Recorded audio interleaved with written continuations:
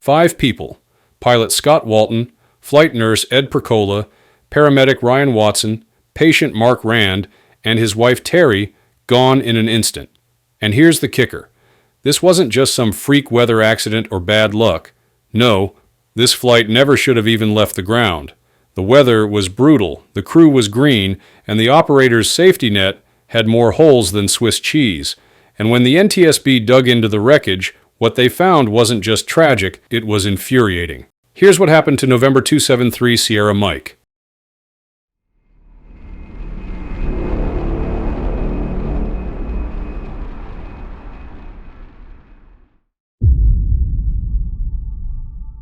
Let's rewind to the evening of February 24th, 2023, Reno Tahoe International Airport. The mission? Fly a patient from Reno to Salt Lake City. Straightforward, right? Well, not exactly. Here's the real backdrop. Reno was socked in by winter weather. We're talking 1.75 miles of visibility. That's barely enough to see down the runway. An overcast ceiling sitting just a couple thousand feet above the ground. Snow in the air, and an icing layer between 5,000 and 10,000 feet. Oh, and turbulence warnings, thanks to strong winds over the Sierra Nevada mountains. In other words, every single hazard box for a night flight over mountains was getting checked. And here's the part that blows my mind. This exact mission had already been offered to another Guardian flight pilot earlier in the day. He looked at the weather and said, "Nope, not happening." Another air ambulance operator, same airplane type, same general route, also turned it down. Their reason? Snow drifts, high winds, Reno below minimums. That's aviation talk for this is a terrible idea. Now, company policy said that if another pilot or operator had already refused a mission for weather, that info must be passed along to any crew later offered the same flight. Guess what? That never happened. So Scott Walton and his crew never knew they were stepping into a mission that two other teams had already flagged as unsafe. And that lack of transparency is more than just a minor slip-up. It's a major crack in the safety chain that's supposed to protect crews from making a go decision without all the facts. Even before takeoff, there were little hints that this night wasn't going to go smoothly. The tower controller noticed the PC-12 getting a bit lost on the taxiway, and part of that was because the taxiway hadn't been plowed properly. Snowbanks, low visibility, and night conditions can turn even simple ground movement into a game of where the heck am I? Once airborne, the flight was cleared to follow the Zephyr 7 departure, basically a GPS-guided route to get them away from the airport and up into the en route structure. About 1 to 3 minutes after takeoff, something odd happened. The autopilot disconnected. Now, for anyone who's not a pilot, the autopilot in an aircraft like this is more than just cruise control. It's an essential workload reducer in bad weather, especially at night. Without it, the pilot has to hand fly, constantly monitoring pitch, bank, altitude, heading, all while talking to ATC and watching for any system issues. Thankfully, the autopilot was re-engaged pretty quickly after that first disconnect. But around 11 minutes into the flight, just before reaching the next planned waypoint, things started to go off script. The aircraft turned off its assigned course, leveled at about 18,300 feet, instead of climbing to its clearance of 25,000, and then, boom, the autopilot disconnected again. And here's the real problem. After that second disconnect, it was never turned back on. The pilot was now hand-flying, at night in the soup, over mountainous terrain, with turbulence in the area. Even for a seasoned pilot, that's a high workload and high risk for spatial disorientation. The dangerous sensory mix-up where your brain and inner ear disagree about which way is up. And if you're not trusting your instruments 100%, that's a trap that can kill you fast. Now here's where everything came apart. Literally. After leveling off around 18,300 feet for a bit, the aircraft actually climbed slightly to about 19,400 feet. That's where the descent began. And it wasn't a gentle one. At first, the rate of descent was about 1,800 feet per minute. That's high, but not instantly deadly. But then it ramped up to over 13,000 feet per minute. Let me put that in perspective. So that's basically diving toward the ground at over 140 miles per hour vertically. And this wasn't a straight dive, the bank angle was tightening. This is what pilots call a graveyard spiral, a disorienting, tightening turn where your senses tell you one thing, but the airplane is actually doing something completely different. The PC-12 started shedding parts before it even hit the ground. Investigators found right wing sections, tail components, and other debris scattered across almost a mile of desert. That's classic structural overload. The airframe simply couldn't handle the G-forces of the spiral anymore. And here's the kicker.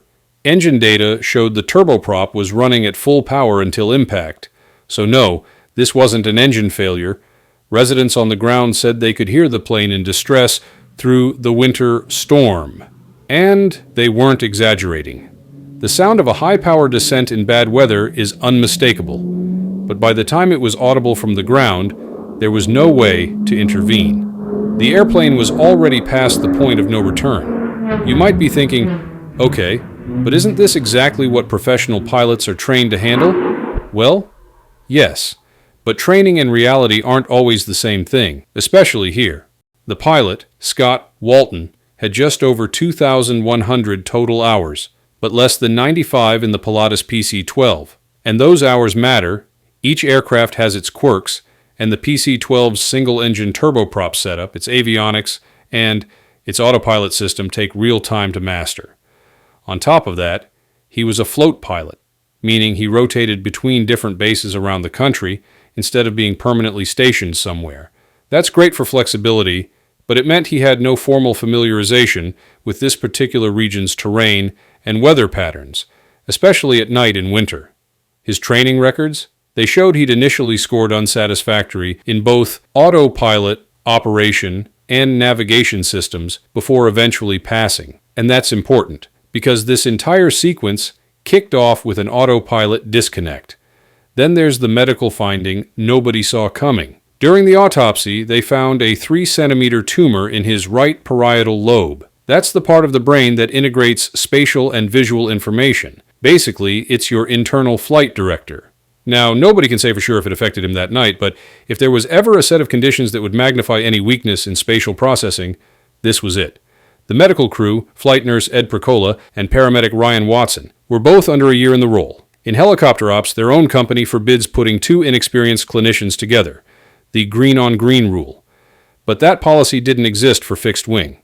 According to a preceptor who worked with them, they were so new they didn't even know how to fill out the ride-along paperwork for the patient's wife and forgot to bring some of their medical gear. That doesn't mean they were bad at their jobs. It just shows how fresh this crew pairing really was. And this is where the real frustration sets in, because even if you set aside the weather, the crew pairing, and the autopilot mystery, this flight never should have left the ground based on the operator's own rules. The company had a formal risk assessment process that was supposed to be completed before every flight. For this one, no record of it, just like another fatal Guardian flight crash barely 71 days earlier. That one was the crash of November 13 Golf Zulu, and believe me, the cause of that accident is even more shocking than this one. I'll break that story down in detail in the next video, and trust me, you'll want to see it.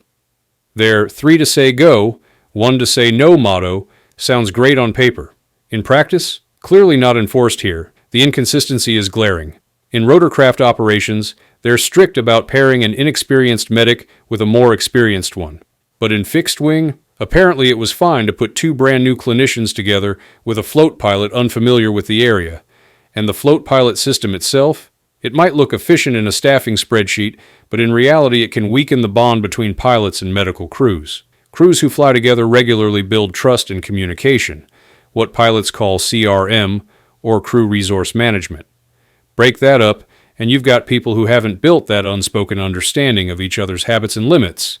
The big takeaway? This wasn't just pilot error or bad weather, it was a systemic breakdown, risk management not followed, safety rules inconsistently applied, and a culture that didn't back up its own slogans.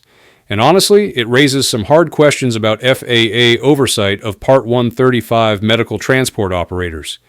If the same company can have two fatal accidents in just over 2 months with the same procedural failure, that's not coincidence. That's a serious structural problem. At the end of the day, 5 lives lost. And for what? Bad weather, yes. But more than that, a complete breakdown in the safety culture that was supposed to protect them. If you think that's unacceptable, you're not alone. Drop your thoughts in the comments, share this with someone who needs to hear it, and let's start holding these operators to the standards they claim to live by.